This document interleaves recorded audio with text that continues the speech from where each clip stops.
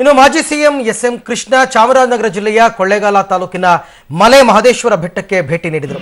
ಸಕುಟುಂಬರಾಗಿ ಮನೆ ದೇವರಿಗೆ ಪೂಜೆ ಸಲ್ಲಿಸಿದ ಎಸ್ಎಂಕೆ ನಂತರ ಮಾಧ್ಯಮದವರ ಜೊತೆ ಮಾತನಾಡಿದರು.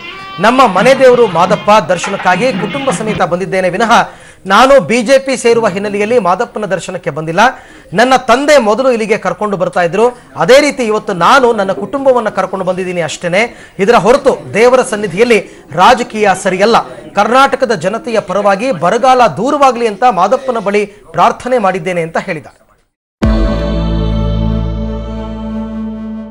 ದೇಶದ ರಾಜಕೀಯ ದಿಕ್ಸೂಚಿಯಂತೆ ಹೇಳಲಾಗ್ತಾ ಇದ್ದಂತಹ ಉತ್ತರ ಪ್ರದೇಶದ ಚುನಾವಣೆ ಅತ್ಯಂತ ವಿಚಿತ್ರ ರೀತಿಯಲ್ಲಿ ಬಹುಶಃ ಭಾರತೀಯ ಜನತಾ ಪಕ್ಷ ಅಮಿತ್ ಶಾ ಅಥವಾ ನರೇಂದ್ರ ಮೋದಿ ಅವರು ನಿರೀಕ್ಷೆ ಮಾಡದ ರೀತಿಯಲ್ಲಿ ಅದರ ಫಲಿತಾಂಶವನ್ನ ಹೊರಕ್ಕೆ ಕೊಟ್ಟಿದೆ.